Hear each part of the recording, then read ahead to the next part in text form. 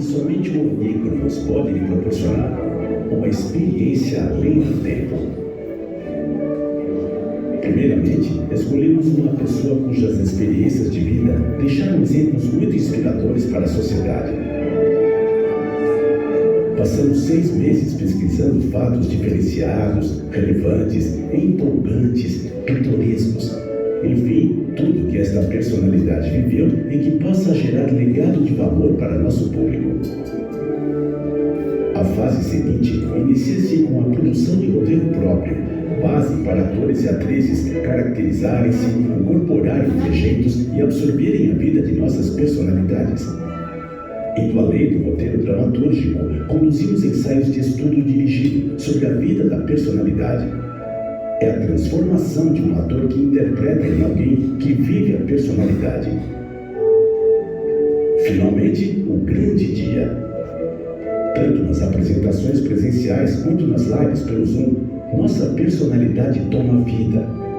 O público pode interagir com essas pessoas muito especiais, conversando e tirando dúvidas sobre sua arte, seu trabalho, os hábitos de suas épocas, seus feitos e até confirmando ou não fofocas existentes sobre os protagonistas. Uma experiência além do tempo, na qual você conhecerá de perto alguém que sempre desejou e nunca imaginou. Em 1 hora de interação, será possível fazer perguntas que sempre quis fazer, mas achou que seria impossível ouvir a resposta da própria pessoa.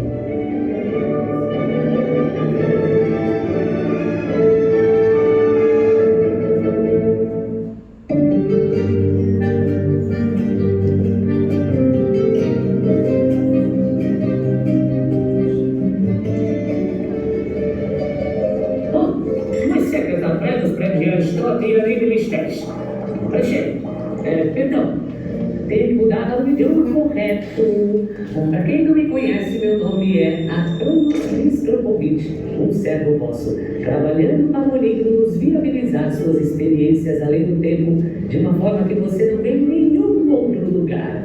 Eu estava ansioso pela presença de vocês. Temos uma viagem ao tempo alvissareira. Vamos conhecer uma pessoa importantíssima que jamais sairá da cabeça de todos vocês.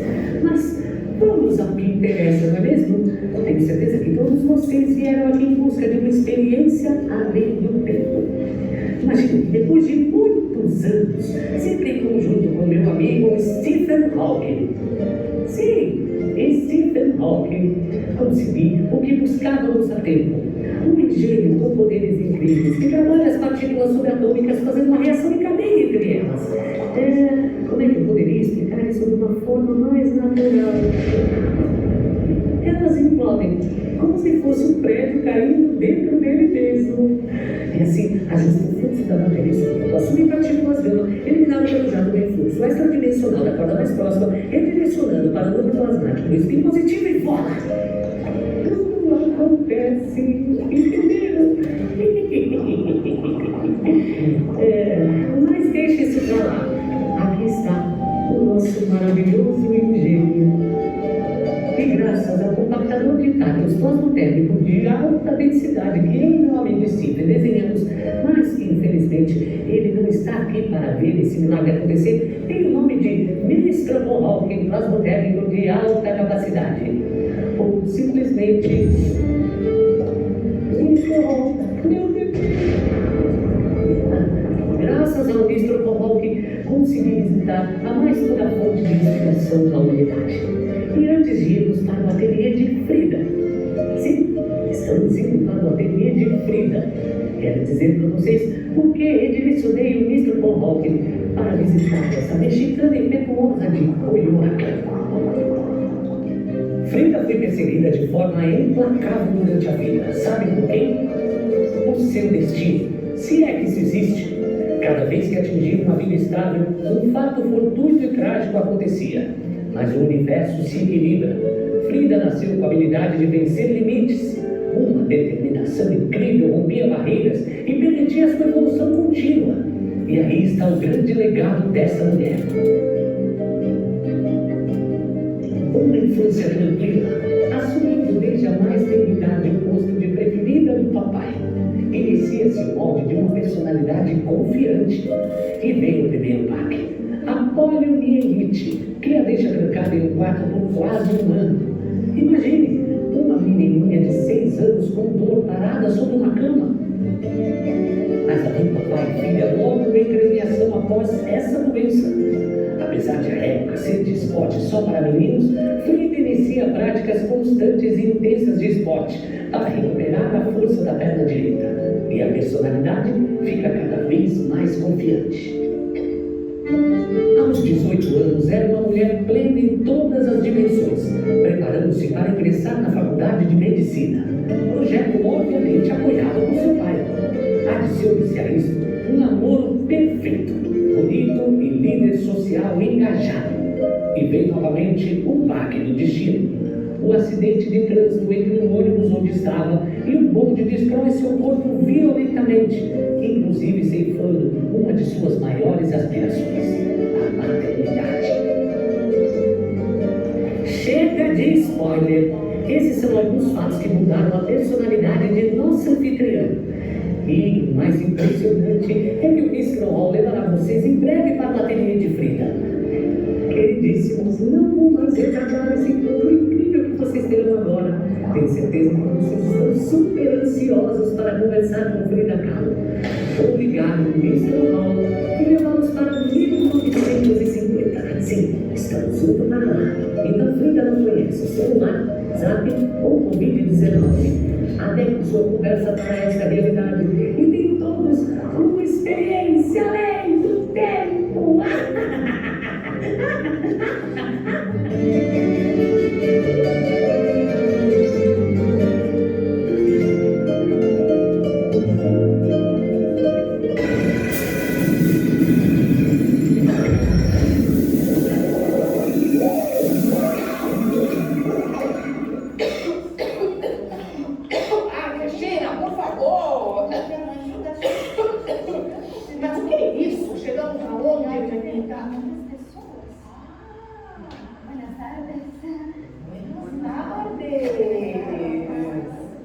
Nossas convidadas já estão aqui. Como estão? Buenas tardes. Cristina, veja só o que veio conosco. Todos os objetos que estavam vieram com você. Sim, Juanita, por favor. Olá, bem-vindos. É um prazer estar aqui com vocês hoje. Eu espero que nós possamos nos conhecer um pouco melhor neste encontro. Eu sou Frida Kahlo. Prazer é todo meu, senhora. Estou muito feliz de estar aqui hoje. Ah, e essa daqui é a minha irmã mais nova, Cristina Kahlo. Olá, senhora. Buenas tardes. Qual o seu nome? Sandra. Me diga uma coisa. Qual é a sua expectativa para esse encontro hoje? Uma boa expectativa, muito bem. Cristina, este senhor não lembra Alejandro? Frida, por favor, se diga de onde falar isso. Vamos mudar de assunto. Que mudar de assunto? Para vocês que não sabem, Alejandro foi meu primeiro namorado antes de Diego. Por isso que minha irmã está falando isso. E o senhor é muito parecido com ele. Qual o seu nome? Carlos. O senhor é muito guapo, sabia? Guapíssimo. Depois nós conversamos um pouco mais. Sim. Ai, Cristina. Ai, minha perna hoje está me matando. Ai, Cristina, por favor. Pronto. Eu vou descansar um pouco.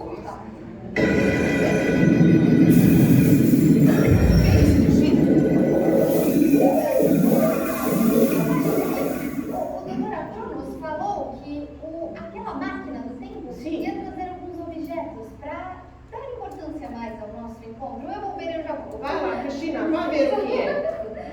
Essas viagens do Onígronos me causam um certo torpor. Eu não consigo me acostumar com isso. Mas eu sou fascinada em conhecer as pessoas, que isso fique claro. Acredita? Contanto que não me irritem.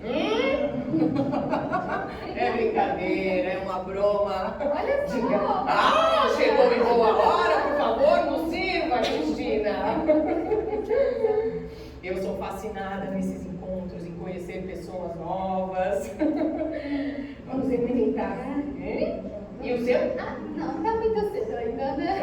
Pra mim não está. Salu, meus queridos, salu!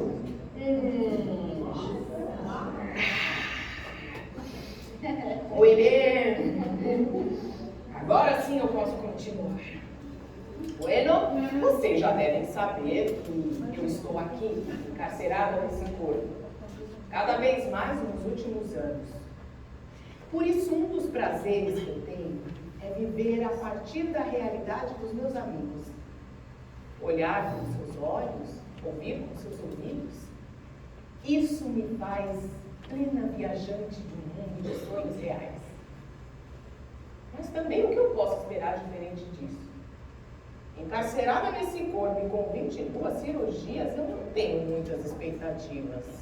Até por isso não seria melhor sentar para conversar com os nossos convidados, assim você descansa. Por supuesto, Hermanita, mas por favor, se apresente aos nossos convidados, não seja mal educada. Imagina, Frida, as pessoas estão aqui para falar com Frida Kahlo. Cristina, por favor, não me aborreça mais. Presente-se, Hermanita, não seja tímida.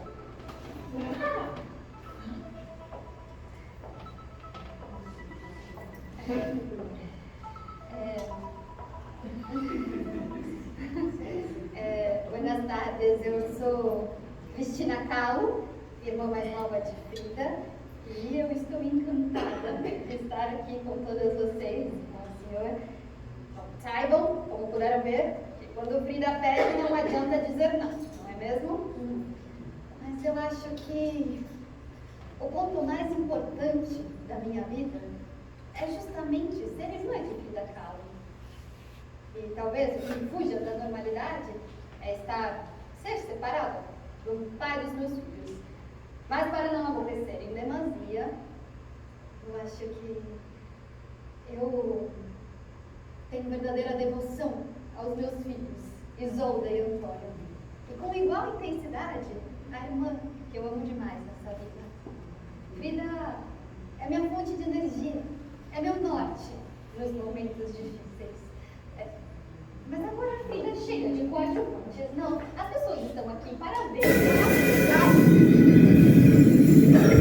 Mas vamos ver o que é dessa vez. Enquanto eu converso aqui com as nossas queridas convidadas. Olá, buenas tardes. Bem-vinda, senhora. Olha só, irmã. A máquina do Dr. Abrams nos enviou agora. Por que essa máquina nos enviou isso agora, Hermanita? Curioso, não? Sim. Do seu ateliê. Sim, por favor, dê um jeito nisso. Porque eu estava aqui numa charla com essa senhora. Senhora, qual é o seu nome? Eliana, muito prazer, encantada. Me diga uma coisa, o que a senhora espera desse encontro hoje?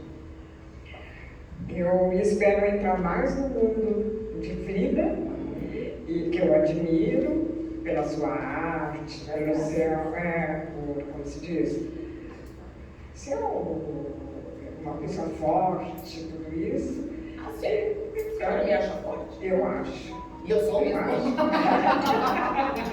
É isso, eu espero você me fascinar com tudo isso. Muito bem, muitas graças. E a senhora? Buenas tardes. Qual o seu nome? Denise. E a senhora? O que a senhora espera desse encontro? Conhecer um pouco mais da sua arte. Muito bem. A senhora gosta de arte? Muito. Eu também falo. Adoro. Eu também. Muito obrigada, senhora. Hermanita, você tinha razão. Elas querem saber, e aquele senhor, querem saber um pouco mais da minha vida. Essa vida que me parte ao meio. Uma metade se agarra a ela, clama por inteiro, claro. Não existe nada mais fascinante, mais atraente, mais prazeroso do que viver a vida. Cada movimento, cada gesto. Você ser você. Se olhar no espelho e se preparar para ser desejada e invejada.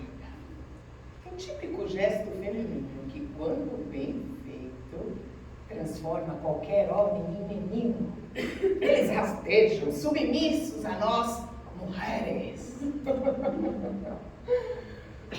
Mas tem a outra metade. Aquela que quer partir e nunca mais voltar. Jamais pisar neste planeta novamente. Que está cansada de tantas batalhas, tantas cirurgias, tantas dores lancinantes, nas quais nunca se tem um dia de descanso sequer. Nunca se tem uma vitória contundente. É sempre algo temporário. O ato ainda se desenrola no palco e já tem ator da outra cena saindo das coxias. Eu acho que o seu maior inimigo é o seu destino, não é, irmã? Ah, por favor, mas o que é isso? É Dia de los Muertos? Não. Olha, meus queridos, eu não quero dar a impressão de que eu sou uma pessoa pesarosa. Portanto, eu vou me ater à primeira metade da minha vida. Sim. Boas tardes. Qual o seu nome? Ana. Me diga uma coisa, Ana. O que te dá vontade de viver? Vontade de viver? Sim. A alegria, a saúde, a família, os amigos, Os amores. Mulher. Concordo com você. Sim, muitas graças. Vejamos. Boa tarde, senhora. Como estás? E a senhora, o que faz a senhora acordar todos os dias, levantar da sua cama? O que faz a senhora sorrir? A vida. As filhas, Sim. família, neta, né? E as amigas. Muito bem. Demonstram que levantar todo dia e estar com a vida E sorrir para a vida, não é isso? com certeza. Eu concordo com a senhora. A vida não tem preço, meus queridos. Bueno, e para que me conheçam de pronto e nos pontos que mais me importam. Eu estou viva. E isso vale muito. Sentir o ar inundar meus pulmões, comer, rir, dançar, beber, isso vale a pena. E sabem o que não pode me faltar? Em primeiro lugar, viver com Diego Rivera. Meu homem, meu amor, minha vida. Em segundo lugar, pintar. O que para mim é como respirar. E em terceiro lugar, manter-me ativa politicamente dentro do meu partido.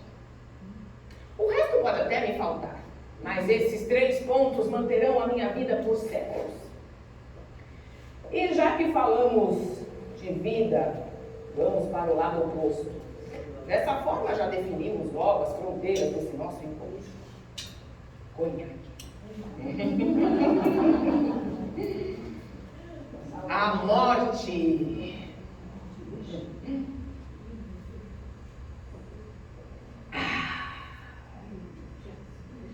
Dessa aí, o único medo que tenho é de ser baixada à terra deitada. Eu já sofri tantas vezes nessa posição, em tantas camas de hospitais, que jamais irei deitada para minha sepultura. Creme-me, por favor! Irmã, se me permite... O que, Cristina? Só fazer uma pergunta. Por favor. Permissão? A minha irmã sofreu um acidente automobilístico. Ela foi atravessada por uma barra de ferro que entrou por cima do seu quadril direito e saiu pela sua vagina. Ela teve 3 vértebras quebradas na região lombar. A pelvis macerada em 3 lugares. Quebrou a clavícula. Teve 11 fraturas no pé esquerdo, que já era um pouco atrofiado por conta da polio que ela teve aos 6 anos de idade. Até o final do primeiro mês, os médicos não sabiam se ela ia sobreviver. E de lá para cá, foram dezenas de cirurgias. Meses a fio deitada, numa cama de hospital, e depois em casa, sem poder se mexer. Vocês conseguem imaginar o que é isso? Ferida é um sol irradiando vida. Repleta de generosidade, vivacidade de espírito, ela está sempre viva. Um coração menor. As pessoas sãs vêm visitá-la, em seus repletos leitos de convalescença, e chegam cabisbaixos, falando baixo, mas a Fredita conta piadas. Ela xinga quem aborrece. Ela pede para que abra a janela e ela joga bengala na pessoa porque acha que a pessoa abriu demais. Ela pede para que todas as pessoas contem as suas histórias e absorve cada palavra como se estivesse tendo a mesma vivência do seu interlocutor. Como diz Helena Vasquez Gomes, nós, pessoas saudáveis, vamos visitá-la e saímos de lá confortados, moralmente fortificados. Se ela chorava, ninguém via. Todos nós precisamos de Frida. Ai, Cristina, tia Parita, meu tamales de chocolate. Como você é doce. A vida é muito mais simples do que imaginamos. Vamos, me diga o que anda fazendo e com certeza eu vou lhe responder. Tente não atrapalhar além da conta. Divirta-se mais. O mundo do jeito que anda, estamos todos à porta da morte. Não vale a pena deixar esse mundo sem ter se divertido um pouco na vida. Você se lembra quando éramos crianças? Quando éramos estudantes? Eu estudava na Escola Nacional Preparatória. E eu era uma menina convicta. E até hoje eu tenho o mesmo ponto de vista. De que tinha o direito de não assistir às aulas dadas por professores despreparados ou chatos. Para todos aqueles que assim classificavam, durante as aulas eu ficava do lado de fora, lendo para os meus amigos que concordavam comigo. Ai, Frida, você era e ainda é possível, não? Imagina, ela ainda levava discípulos para esse ato de insubordinação. A mamãe ficava louca com isso. Muito bem lembrado falar de Matilde Calderone Gonçalves. Nossa madrecita era um ser humano cheio de virtudes, sem dúvidas. Mas simplesmente eu não poderia ser quem ela queria que eu fosse. Eu não nasci para ser católica, muito menos carola, apesar de respeitar quem o seja. Eu não vou negar que nas minhas internações o sofrimento sempre foi imenso, apesar da minha aparência de bem-estar. E justamente por isso, eu não podia me permitir ficar ao lado dela. Imaginem só, absorver aquela onda negativa de reza e de terços intermináveis. Não! Isso não faz parte da minha natureza. Aquilo teria me matado há muito tempo, Cristina.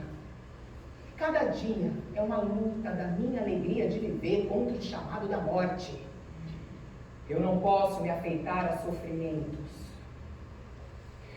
Mas, graças, eu quero que vocês saibam de uma coisa, porque essa pergunta sempre aparece. Sim, eu amei muito a minha mãe, mas simplesmente eu não tenho a mesma natureza dela. Como vocês podem ver, o acidente foi um ponto de inflexão na minha vida.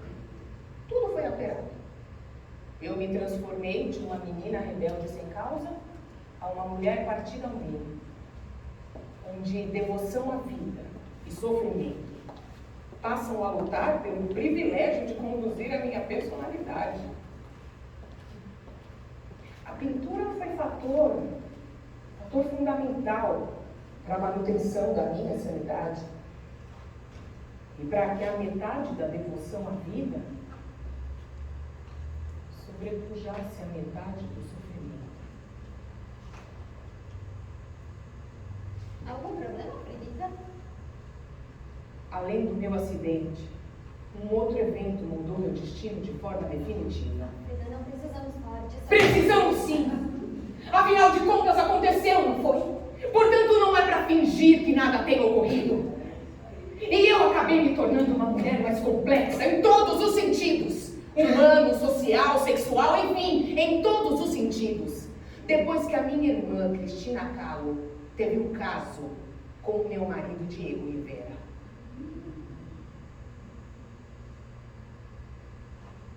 E eu falo isso sem rancor. Eu já superei essa decepção. Mas eu fico enojada quando querem apagar esse fato da história. Não podemos. Pois do contrário, ele não terá valido de nada. Isso é uma burrice. Então nós temos que lembrar, para entender o que nós, todos nós, aprendemos com isso. Para daí sim, seguirmos em frente.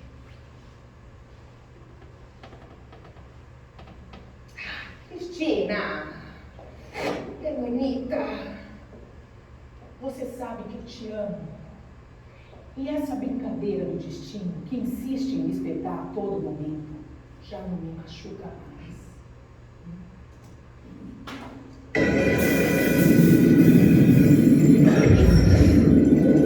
Por favor, meu bigode de Trotsky. De novo essa máquina, daqui a pouco ela vai trazer toda a Coyoacán pra cá. Ah, pra que toda hora esse barulho? Eu tô com cada susto. O que foi dessa vez, bonita? Sofrida.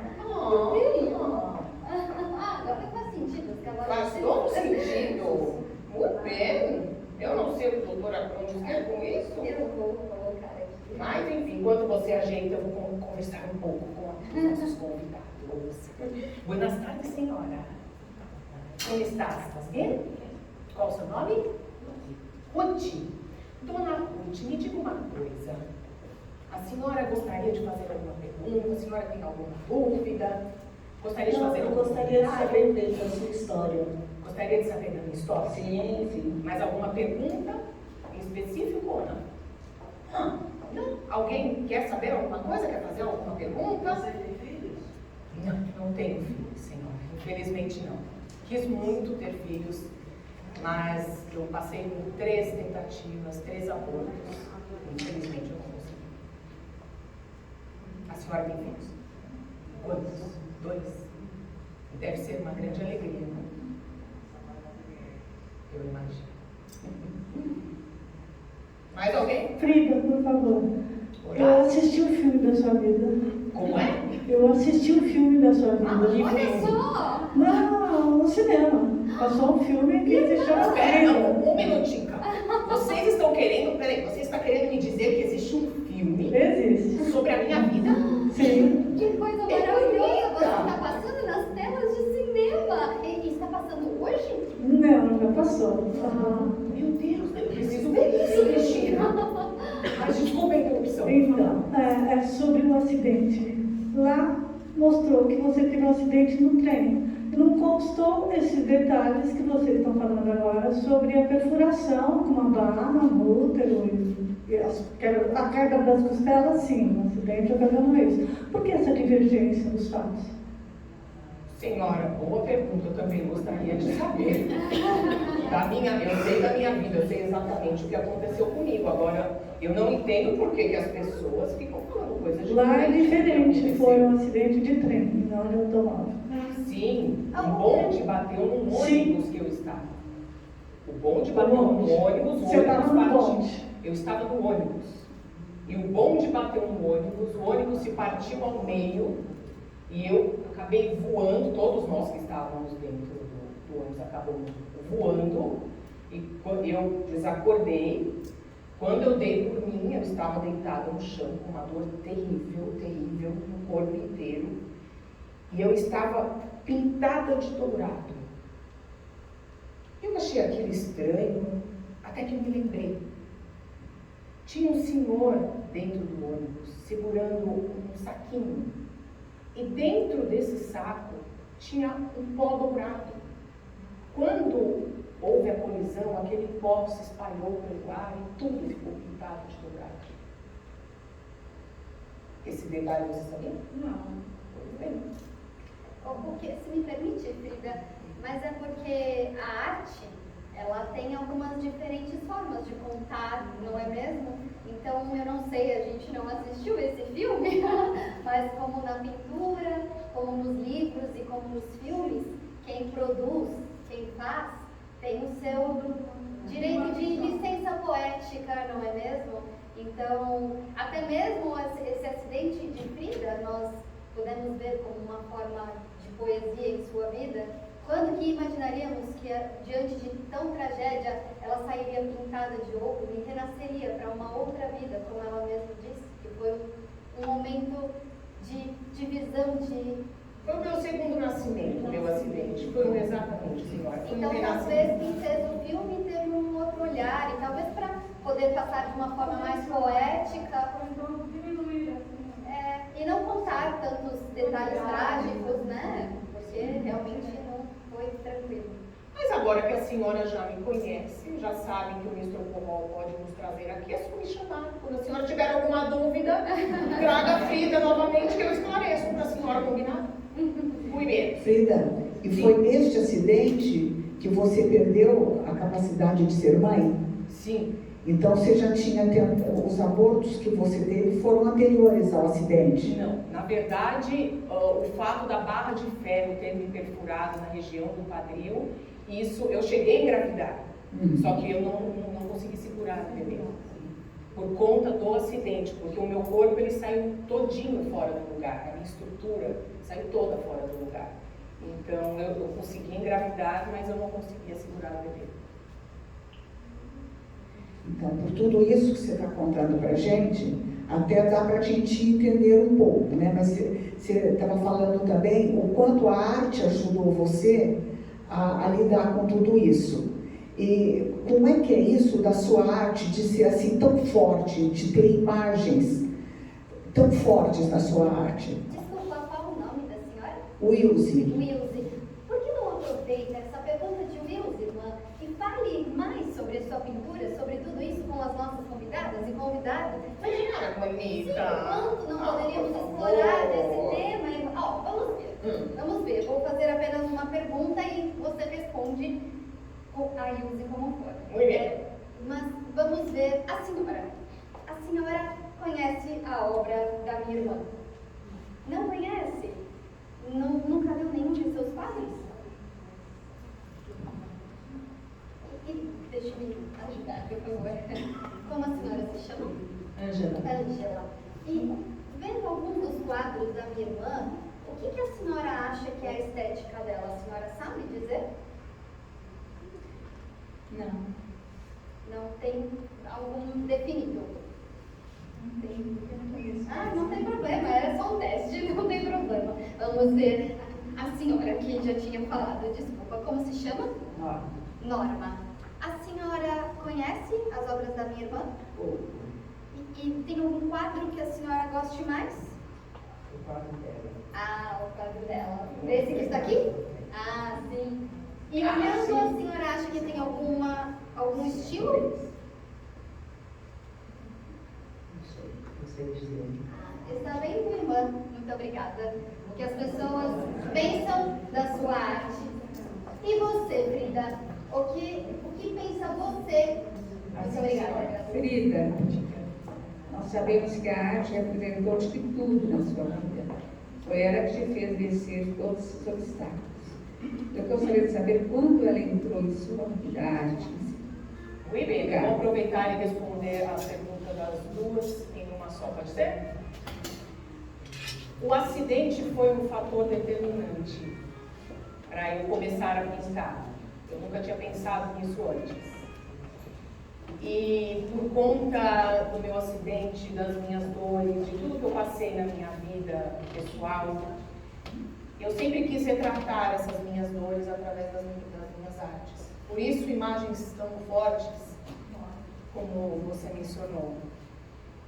Na verdade, eu sempre quis expressar o meu sofrimento, a minha dor. Então, não tinha como expressar nada belo. A dor não é bela. Então, foi um jeito de eu sobreviver, de eu conseguir seguir em frente, foi através da minha arte. Sim. Qual foi o maior desafio que você enfrentou na sua vida? O maior deles, eu acredito que tenha sido a minha recuperação do meu acidente. Porque até hoje eu sofro com isso. Eu já passei por diversas cirurgias, eu tenho dores diárias. Então, isso para mim foi determinante. A pior coisa que não poder sair da cama, ficar presa numa cama durante muito tempo. Isso é muito difícil, está sendo muito difícil. está ficando cada dia pior, pois eu estou envelhecendo. Isso ainda para ajudar, né? Não bastasse, né? O acidente, ainda tem que passar por isso. Mas está tudo bem, Bonita. E aproveitando vocês falaram. Cristina, me desculpe, mas Frida, eu aqui, ó. Como que você superou essa infidelidade? Você continuou com o Diego? Por que você suportou isso tudo? Porque não era só com a Cristina também, né? Parece que tinham outras infidelidades, né? Sim. A Cristina foi a gota d'água, até então, né, já fica mais difícil. E você suportava isso? E quando terminou, você se separou do Diego? Sim, mas eu vou te responder primeiro fazendo uma pergunta. Por acaso a senhora tem um vício? Algum vício? Pode ser qualquer um. Sério? Não. Porque pode ser um vício, não precisa ser sério, um vício bom. Um vício bom? Acho que chocolate, né? Chocolate. A senhora vive sem chocolate? Difícil, né? Difícil. Muito bem. O Diego é o meu chocolate. Eu não vivo sem aquele homem. E eu deixei para lá muitas traições por conta disso, por amá-lo muito. Até que um dia que ele me traiu com a minha irmã, aí foi demais. Eu me separei, nós nos separamos, chegamos a nos separar, mas ficamos apenas 1 ano separados. E depois eu cheguei à conclusão de que eu não conseguiria viver sem aquele homem. Então nós reatamos, mas eu me impus 3 condições para reatarmos. Primeira, eu teria o meu próprio sustento.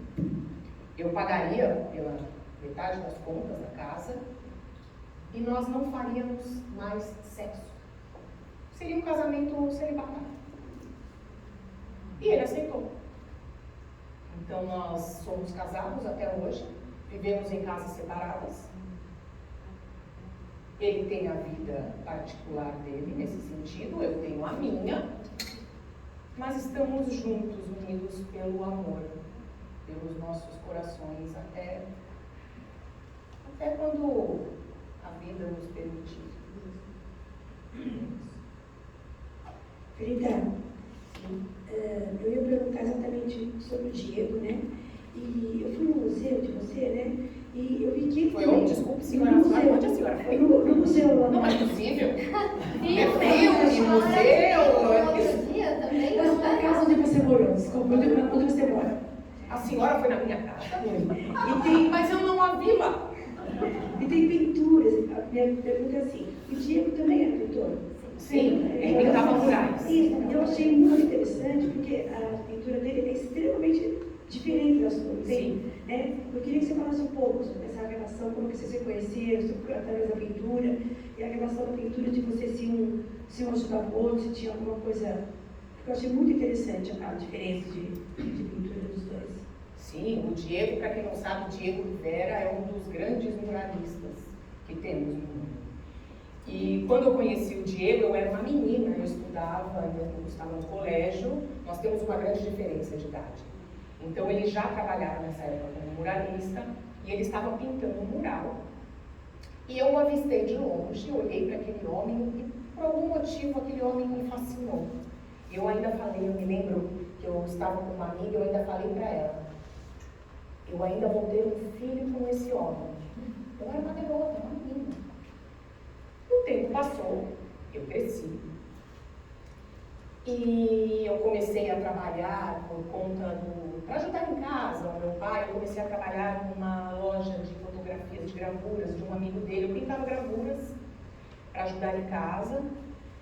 E foi aí que eu tive meu acidente.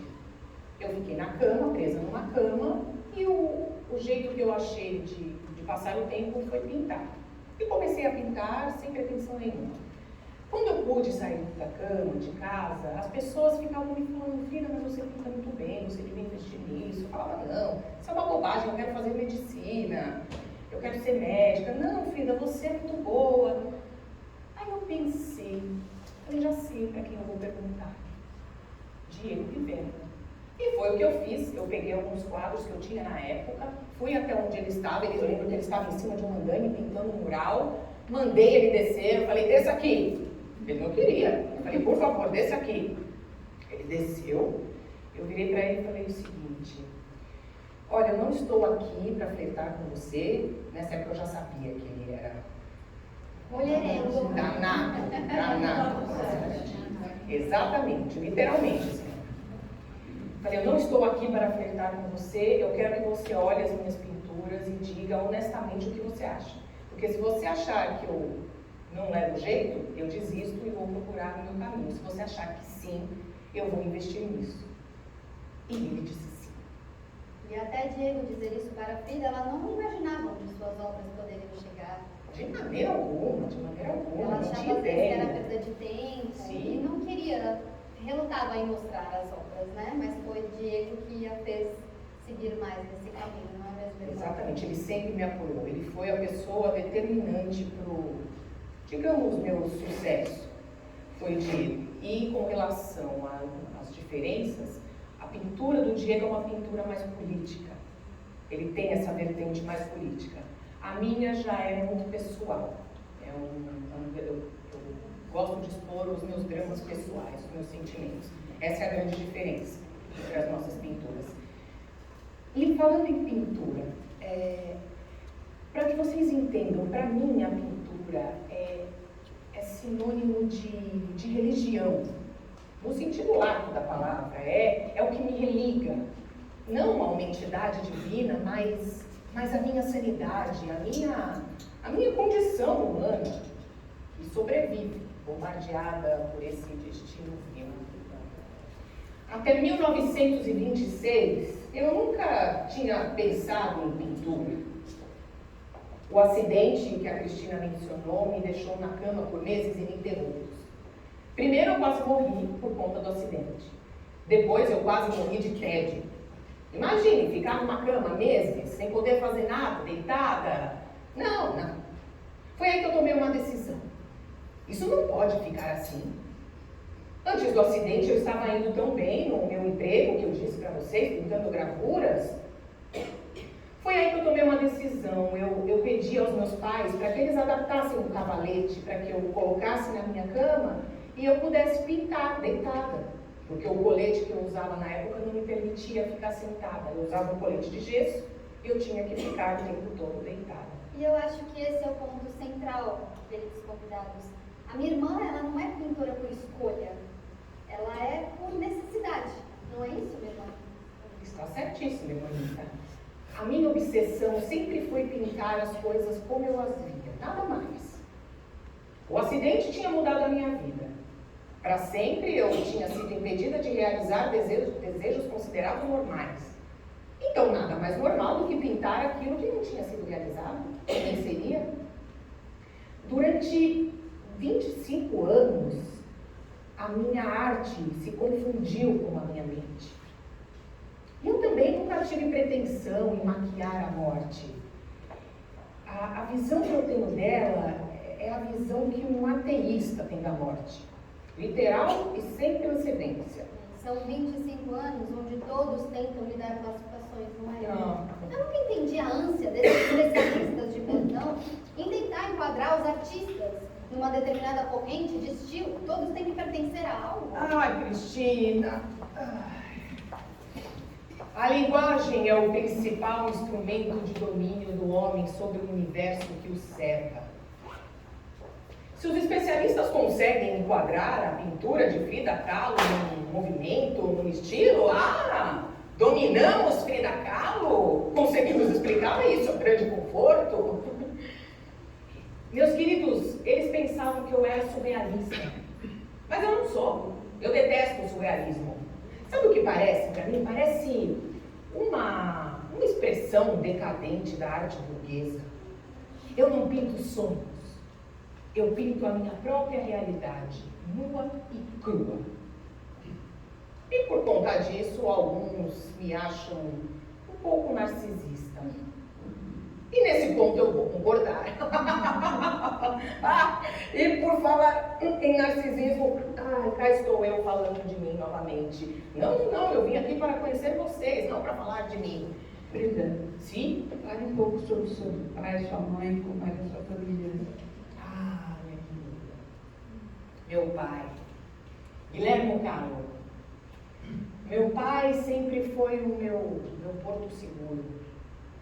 Ele que sempre me ajudou, desde criança, quando eu tive a polio, que eu também fiquei deitada numa cama por meses dentro de um quarto. O meu pai sempre me apoiou, sempre me incentivou, sempre me deu força. Frida era a preferida dele. Ah, Cristina, por favor, vai começar com essa história de preferida? Frida, não vamos negar, não é mesmo? Não é bem assim. Não é bem assim. É que o meu pai, o que nos unia era a dor que sentíamos. O meu pai era epilético. Então, ele tinha crises de epilepsia, teve durante a vida inteira. Então, ele sabia o que era a dor, o sofrimento, se sentir só. Quem sofre de uma dor muito grande sabe o que é isso. Então, ele me entendia muito bem. E por isso nós nos aproximamos. E ele, como ele já sabia o que era isso, ele não queria que a filha passasse por isso também. Então, ele fazia de tudo para que eu vivesse da melhor maneira possível. Na minha recuperação da polio, por exemplo, ele me incentivava a praticar esportes. Eu queria jogar futebol, praticar boxe, imagine. Nenhuma menina queria fazer isso na minha época, mas eu queria, e meu pai, ao invés de me proibir, me incentivava.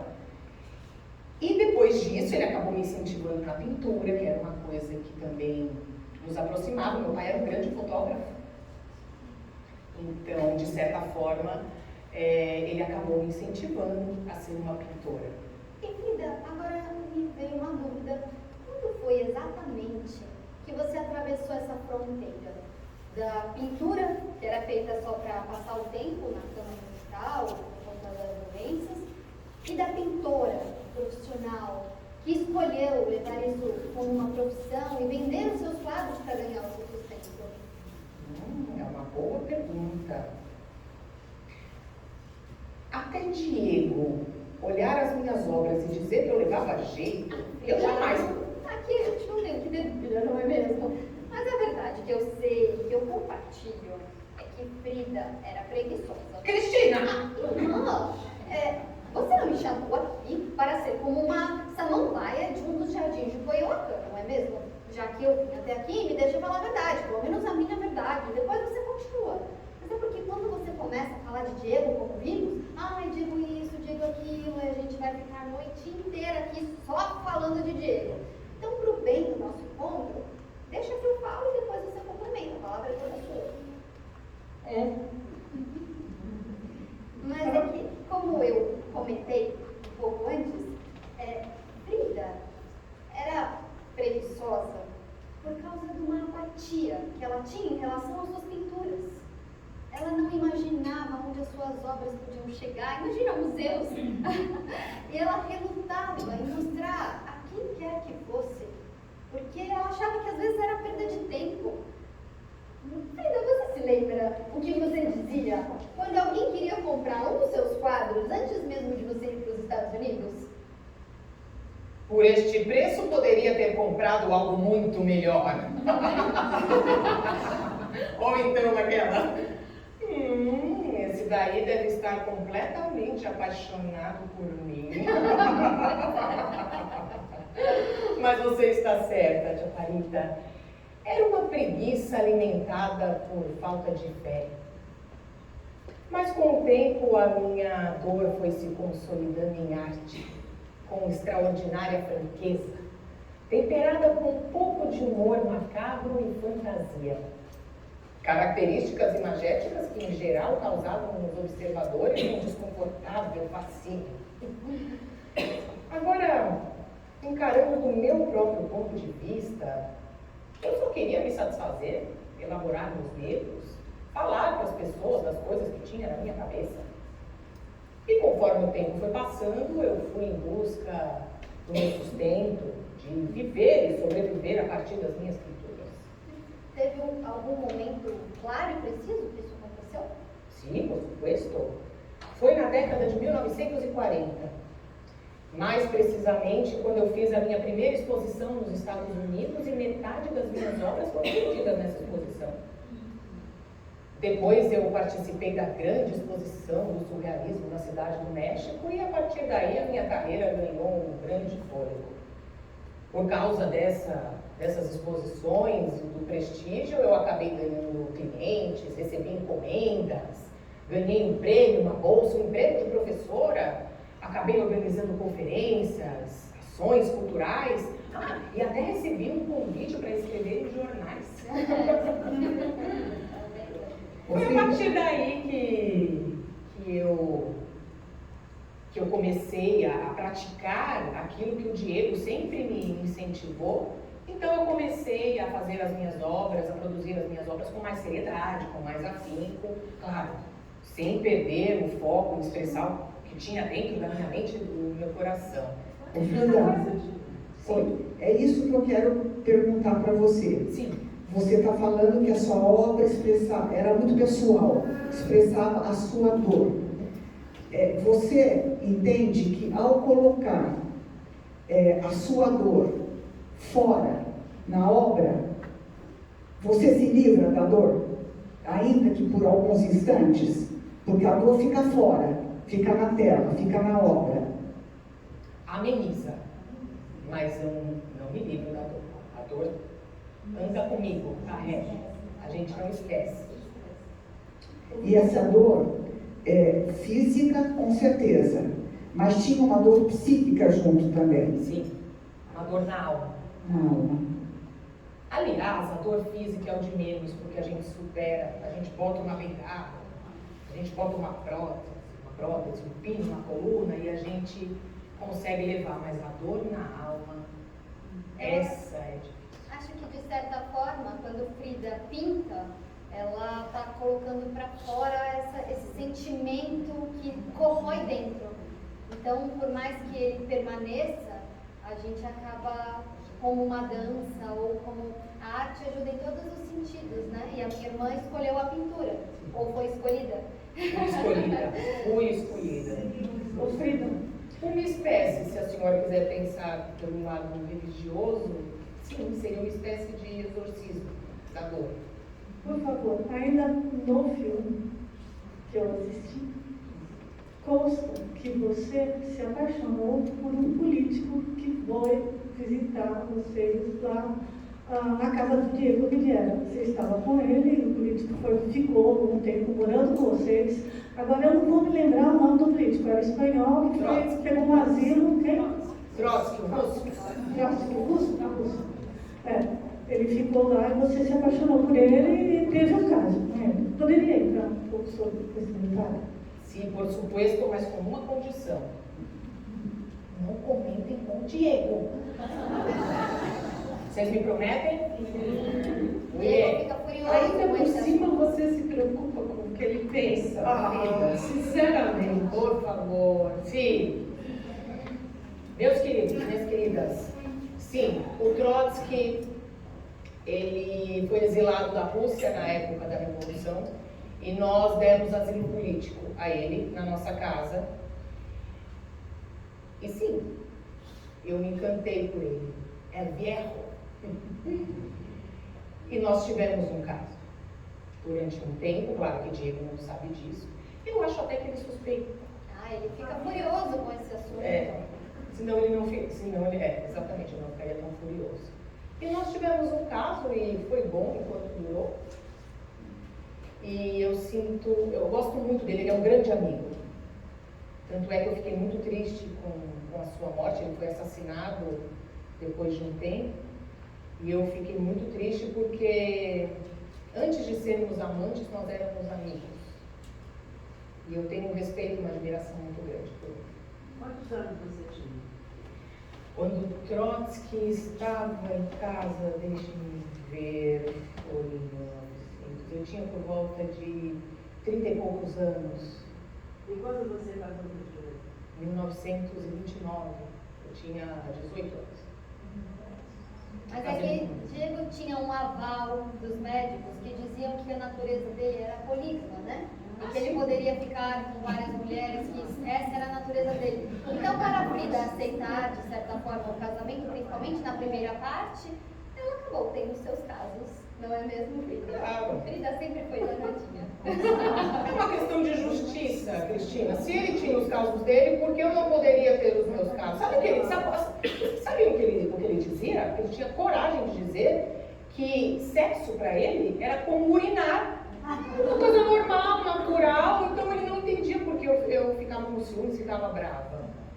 Depois de um tempo eu comecei a perceber a situação. Eu falei, por que não? Se ele pode, eu posso também. Foi o que eu fiz. Mas ele não aceitava. Não, claro que não. Machista, do jeito que era a sociedade que vivemos, Cristina, por favor. Mas respondendo a sua pergunta, qual é mesmo? Eu quero saber quando foi a fronteira que você atravessou da pintura que era feita, e aí você me disse que ia dizer um momento claro e preciso. Ah, o momento exato, você quer saber mesmo? Quero. A senhora não sabe? Não, dona Sabichona. Vou contar para vocês.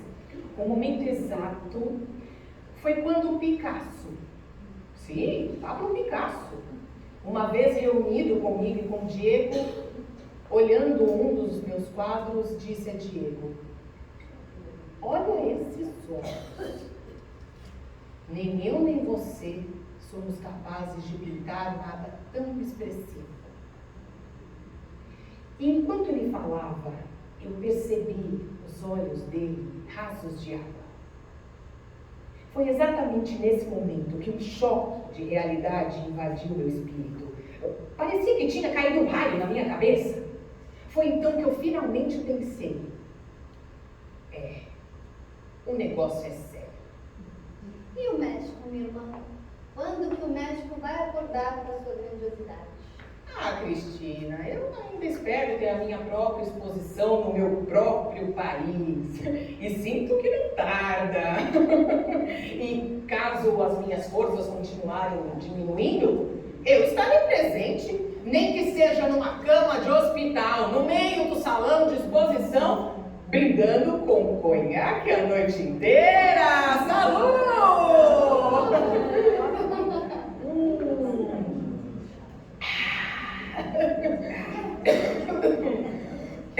Muito bem.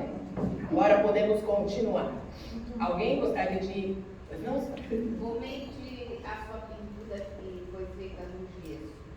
Quando você estava na cama, você pintou seu gesso. Ah, sim. Foi uma maneira de eu... Foi aí que você iniciou? Ou você fala, antes disso você já pintava telas? Telas não, mas eu já brincava um pouco de pintar. Sem pretensão nenhuma, claro.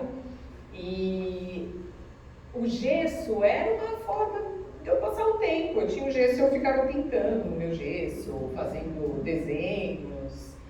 Era mais uma distração mesmo do que um... Eu não sei se aqui no tempo de vocês tem isso, mas na nossa escola, sempre que alguma criança tinha que pôr gesso por qualquer razão que fosse, na perna, no braço, nós fazíamos pequenos desenhos. Vocês também? Sim. Que maravilha! Sim, então essa tradição continua até hoje. Muito bem. Ô Frida, gostaria de fazer uma pergunta para você. Eu vi alguns quadros seus, mas um quadro que me impressionou muito foi aquele do seu nascimento. Você cobriu a cabeça da sua mãe. Que ideia, ninguém tem uma ideia dessa, de fazer o seu parto. O que aconteceu? Que ideia foi essa? O que lhe trouxe? O que ficou depois? Por favor. Esse quadro, eu tampei a cabeça da minha mãe. Para quem não conhece, esse quadro eu pintei a minha mãe deitada numa cama em posição de parto, com um bebê saindo pela vagina dela, que era eu no caso, e ela está coberta com um lençol branco. Eu quis cobrir a minha mãe, porque quando eu nasci, a minha mãe teve depressão pós-parto. E ela não queria saber de mim. Tanto é que quem me amamentou nos meus primeiros meses de vida foi uma ama de leite que nós tínhamos, né, ali no nosso bairro. Então eu me senti, claro, na época eu não tinha essa consciência, mas eu quis retratar a solidão, o abandono da minha mãe, né, na época do meu nascimento. Foi isso que eu quis retratar naquele quadro. E pegando, uma senhora me perguntou da minha mãe, eu falei do meu pai, acabei não falando da minha mãe. A minha mãe era uma pessoa maravilhosa, uma mulher ímpar. Mas ela tinha um temperamento que era muito diferente do meu. A minha mãe era uma mulher muito religiosa, muito. E eu nunca fui. Esse universo nunca foi para mim. Tanto é que quando éramos crianças, ela nos ensinou a rezar, nós tínhamos que rezar antes das refeições, ela nos ensinou, nós somos só meninas em casa, 4 irmãs, nos ensinou os trabalhos domésticos, eu sei fazer tudo isso. E ela quis impor a religiosidade dela, mas eu não aceitei, porque isso não faz parte da minha natureza. E a minha mãe, ela tinha alguns gestos cruéis, muitas vezes cruéis, que eu também não gostava. Para vocês terem uma ideia, uma certa vez tinha uma ninhada de ratos em casa.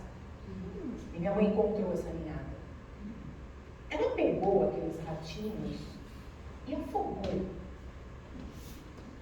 Aquilo me causou um mal-estar, porque apesar são ratos, mas são seres vivos. Como que ela pega aqueles ratos e afoga? Aquilo me deixou muito mal. Então a minha mãe, ela tinha umas atitudes como essa que foram me afastando dela. Claro, eu a respeitava muito, eu a amava muito. É uma mulher que nos criou, que nos momentos de crise financeira, ela que segurou a casa e que conseguiu nos manter de pé. Mas nós não tínhamos a mesma natureza. Então, por isso que eu não era próxima dela e era do meu pai. Eu já contei para vocês.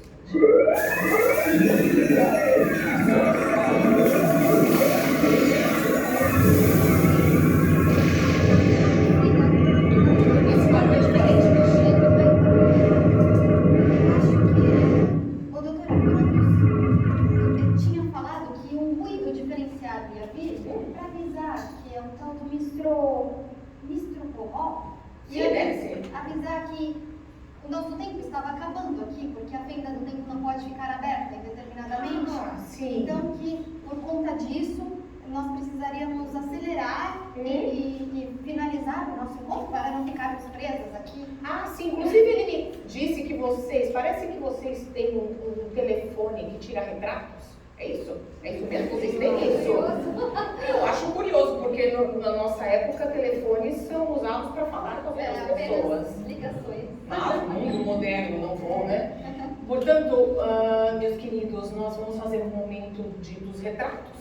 Então, quem quiser pode vir aqui tirar fotos, ou nós podemos talvez fazer uma foto com todas vocês, o que é melhor? Uma máquina? Sim. E se nós tirássemos... Essa é parecida com a do meu pai. O meu pai é um fotógrafo, grande fotógrafo. Essa é parecida com a dele, é mais moderna, mas o telefone tirar foto é muito estranho. Frida, você acha que a gente tira aqui ou a gente tira em grupos? Vamos tirar em grupos? Isso. Como você se chama? Claudemir, por favor, a gente pode tirar em 3 momentos? Um aqui, um aqui, um aqui? Você acha que fica bom dessa forma? E você precisa de um pouco mais de luz? Não, tá ótimo. Tá eu vou ótimo, pegar sim. uma Frida, vou colocar Sim. uma cadeira para você se sentar. Eu vou até aí, minhas queridas. Das nossas amigas. Eu vou me sentar aqui ao lado dessa senhora simpática. Com licença, senhora. 3. Primeiro vestido que puder. Perna, hoje tá me dando muita dor. Muito tempo de perna.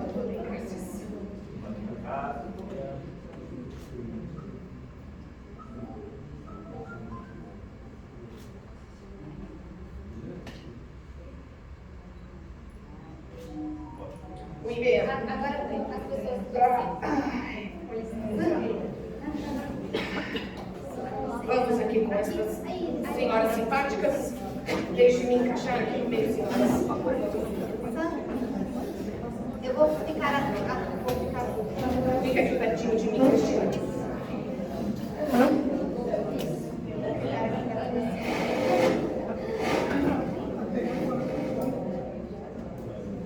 Agora vai ser tudo bonitinho. A honra é toda minha.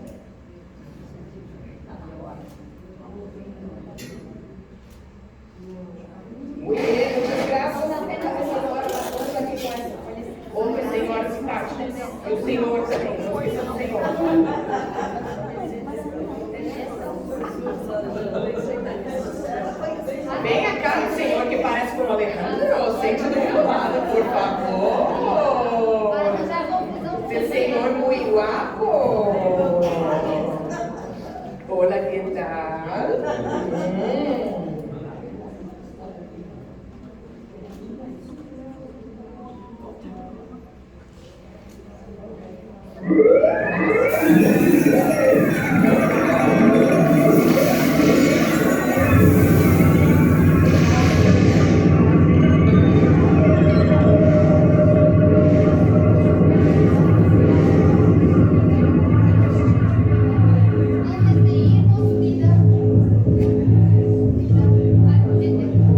Está chegando ao fim do nosso encontro, Frida. Então, por favor, você seja muito breve em falar a sua última mensagem para as Cristina, calme-se.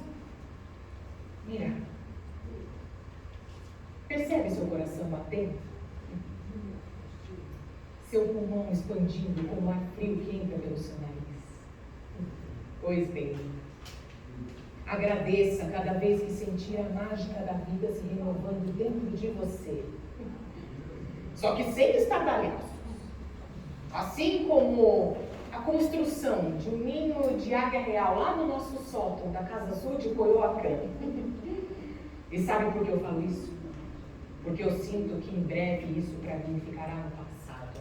Frida, mas que mania de sentir a morte. Ela fala isso sempre, que ficava deitada no leito e via a morte passar em torno dela mesma. Eu, hein? Que obsessão. Não é você mesma que vive dizendo que a gente tem que viver o presente? Ai, Moita, percebe a ironia dessa nossa conversa? Quem aqui está mais incomodada com a morte? Nervosa? Querendo evitar aquilo que é certeza para todos? Está certo, temos que viver o pleno presente, mas não podemos esquecer nosso passado nem abandonar nosso futuro. Passado, presente e futuro. São úteis essas invenções que o homem civilizado criou. Está certo? Não podemos nos tornar escravos deles, mas temos que saber harmonizar esses três momentos. Veja só. Ai, graças. A morte do nosso pai Cristina, a dor que nos causou. Simplesmente porque toda filha acha que seu pai será eterno. Ai. Senhora, boas tardes. Qual o seu nome? Ziluara, que nome bonito. Me diga uma coisa. O que a senhora acha da morte?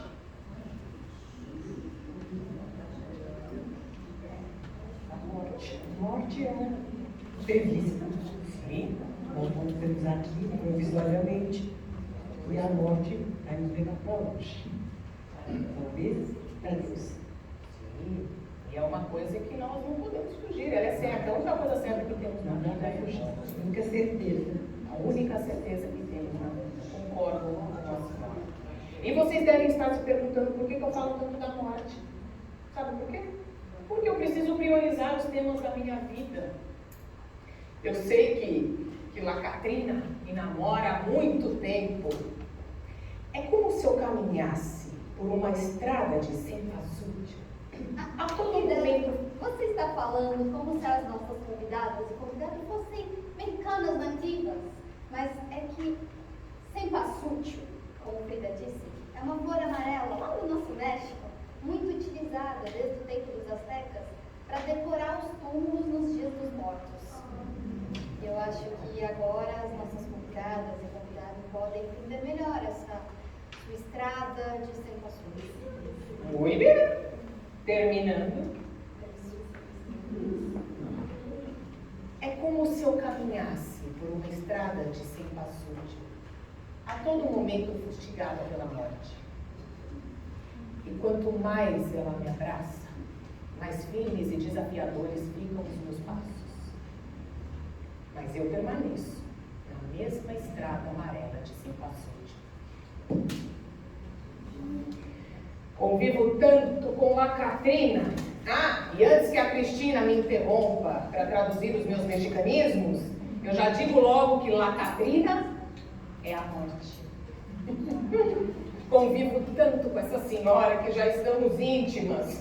Eu já até a trato por você. Ai, minhas queridas, meu querido, vejam só a ironia. Vejam a necessidade que temos em elevarmos nossas consciências para aproveitarmos o máximo da vida, cada minuto. Se não fosse esse meu namoro com a morte, desde o meu acidente em 1925, eu não seria Frida Kahlo. Eu não teria a matéria-prima para pintar as minhas obras.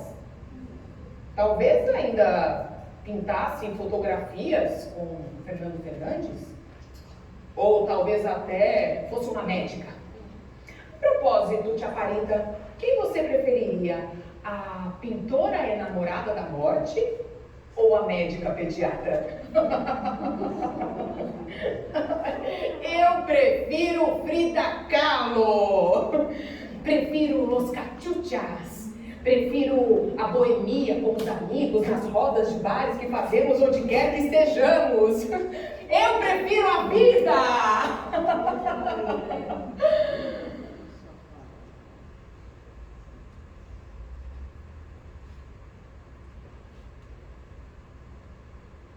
Apesar de não ter conseguido gerá-la a partir de minhas próprias entranhas,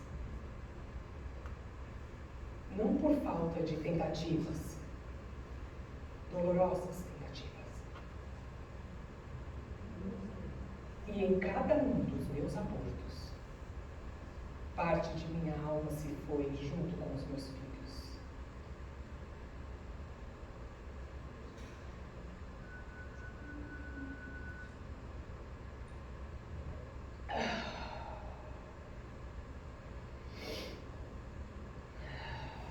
Minhas queridas, não fosse essa dor, eu não teria amado e me entregado tanto a los filhos. Vocês sabem quem foram meus filhos? Meus alunos, na Escola de Belas Artes La Esmeralda. Quer dizer, eles não eram bem meus alunos, porque eu não me considerava professora deles, eu era mais, eu era amiga, eu era mãe de todos eles.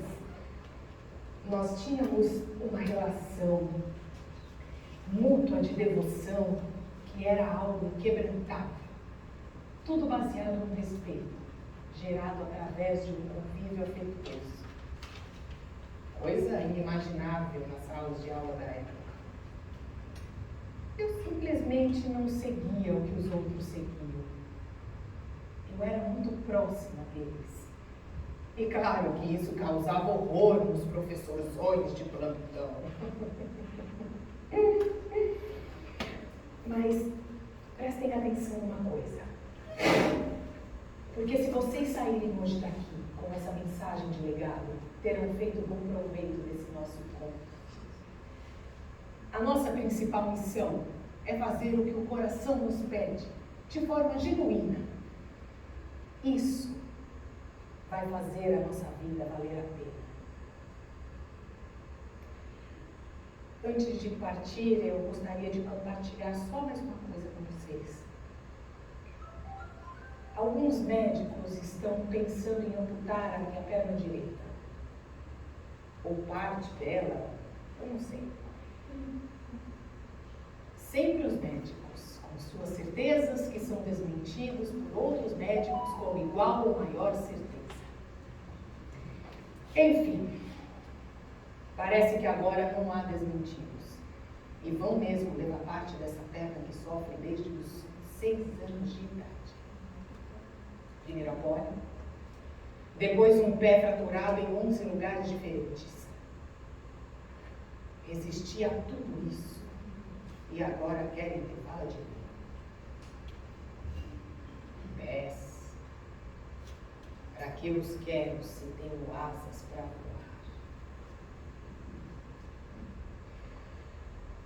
Mas, tia Parita, você tem razão. Esse corpo moído e recalchucado tem seus curtos limites. Mas é muito valente. Por falar em valentia, eu me lembrei de uma história. Por favor, Cristina, é um minuto só. Uma vez estávamos eu e Diego na cidade do México, num restaurante de Chile maravilhoso chamado San Nahuel. Oi, Bê.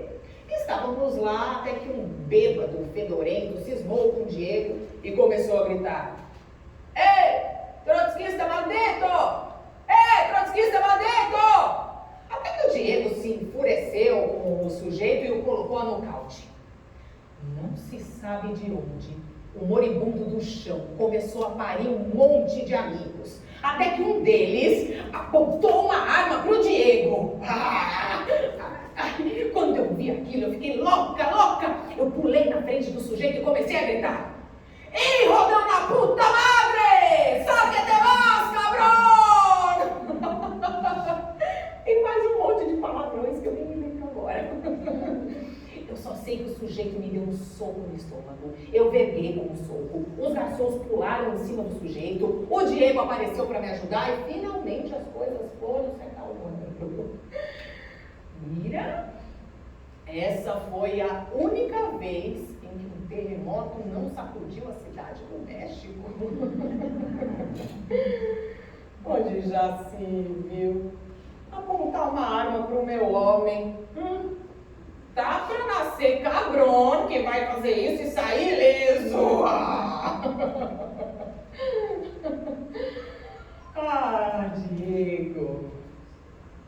Diego Rivera. Tão mentiroso quanto os poetas. Ou melhor, quanto as crianças. Aquelas que ainda não foram idiotizadas pelas escolas ou pelos pais. A esse homem eu devo a minha vida. Ele foi meu combustível mais potente, minha mais nobre matéria-prima, meu alimento para o corpo e para a alma. Então, eu acho que agora nós precisamos partir.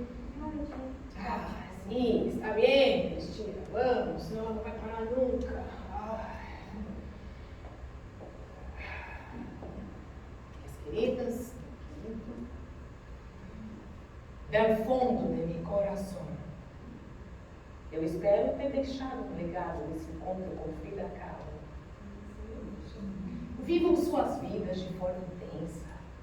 Façam o que o coração de vocês pede e ouçam cada batida dele, que é única e nunca mais voltará a repetir. Ergam suas cabeças e enfrentem os golpes impostos por nossos caprichosos destinos. Amem, preguem a paz, nem que para isso tenham que lutar. Compartilhem seus bens e sejam camaradas de todos que estiverem ao seu redor. Entreguem seus corações a quem mereça e amem, sem esperar retribuição. Amigas, amigo querido, encarnem la valentia. ¡Viva la vida! Adelante.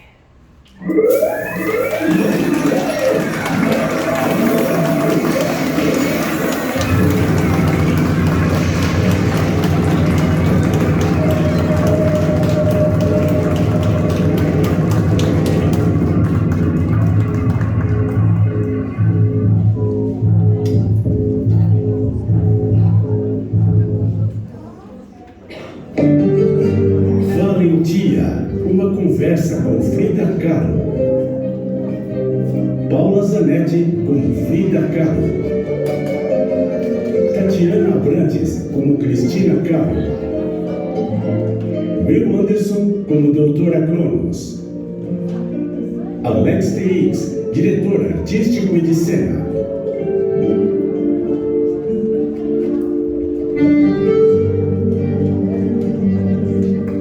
Onícronos, uma experiência além do tempo.